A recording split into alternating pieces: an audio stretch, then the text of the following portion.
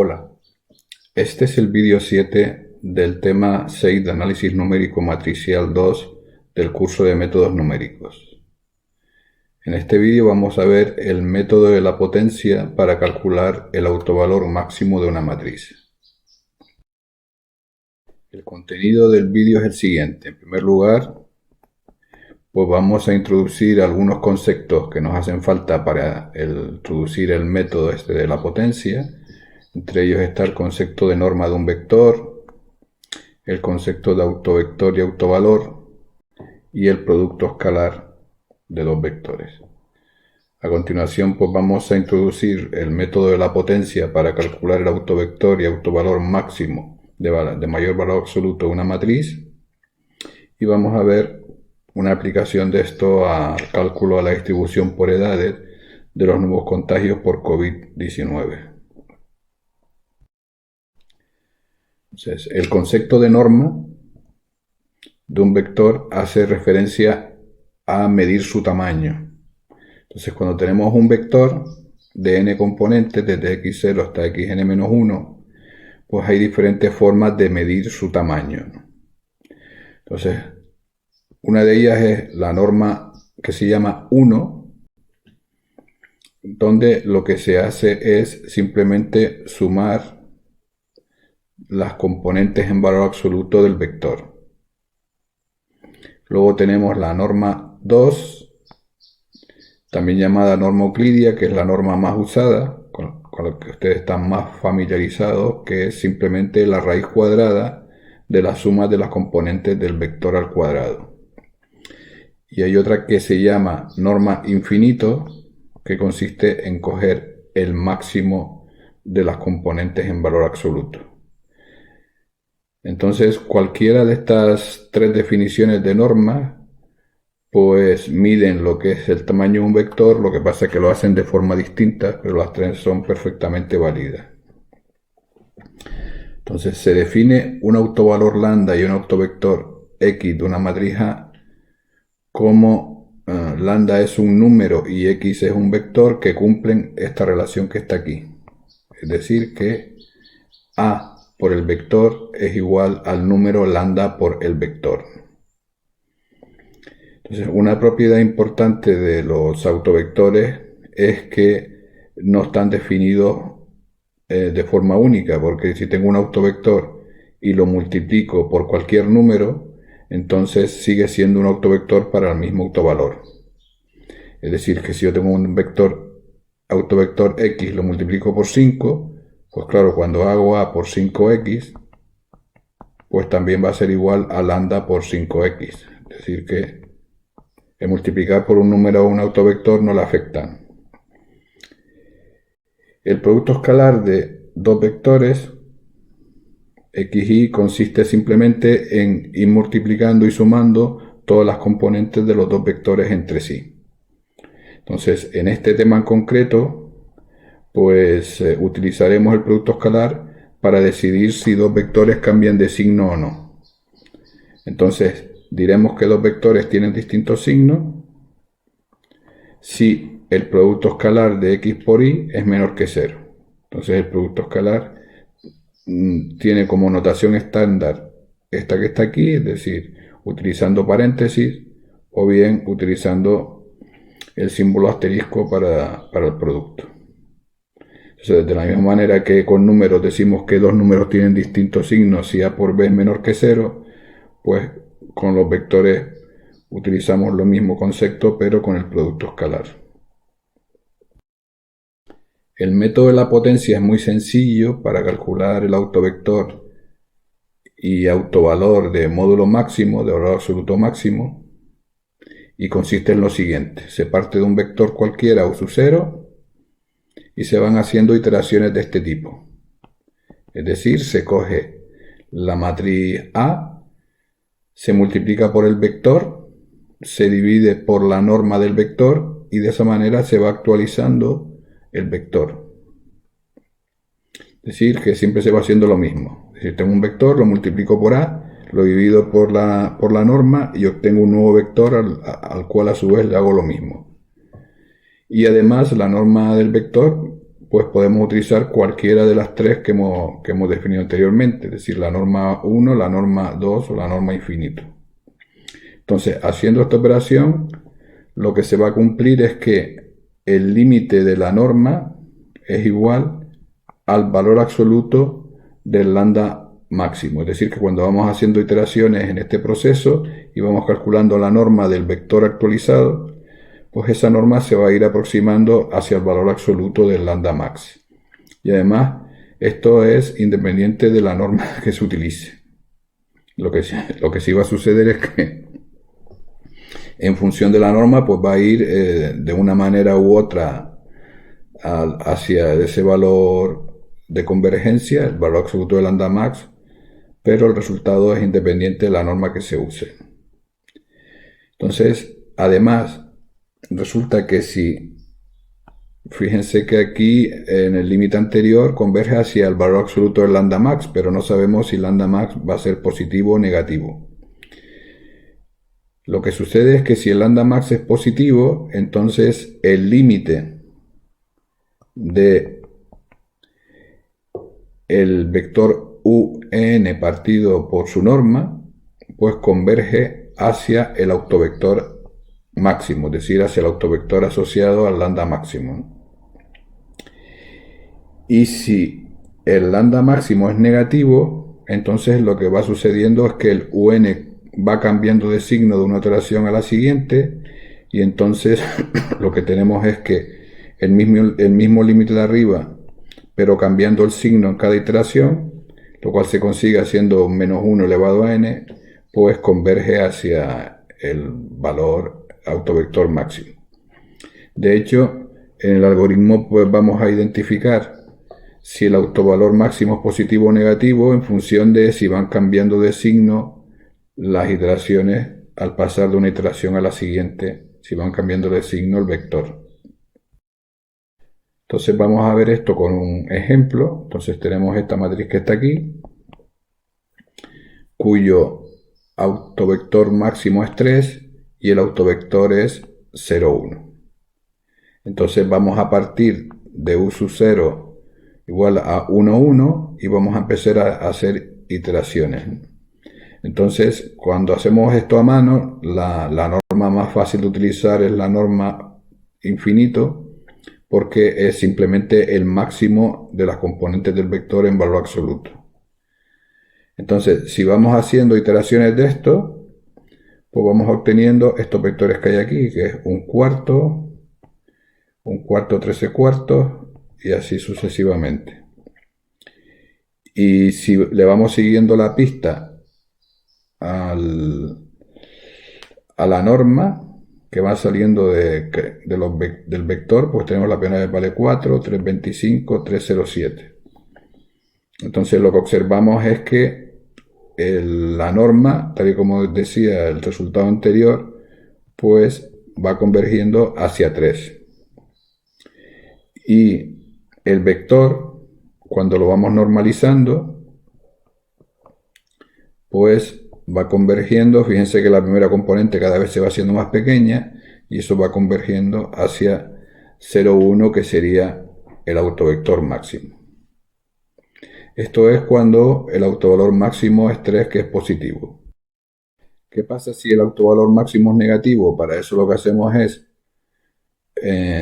si le cambiamos el signo a la matriz anterior, pues entonces el autovalor máximo pasa a ser, en lugar de 3 menos 3, y el autovector máximo es el mismo. Eso no cambia al cambiar el signo de la matriz, lo que cambia es el signo del autovalor, ¿no?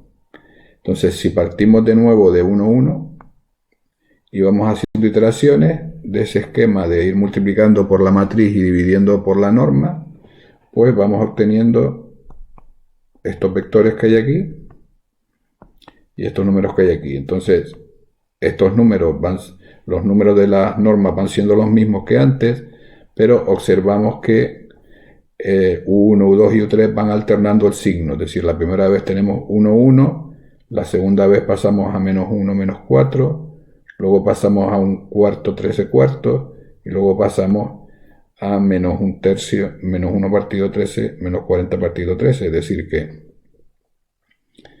que lo que va sucediendo es que el vector cambia de signo, ¿no?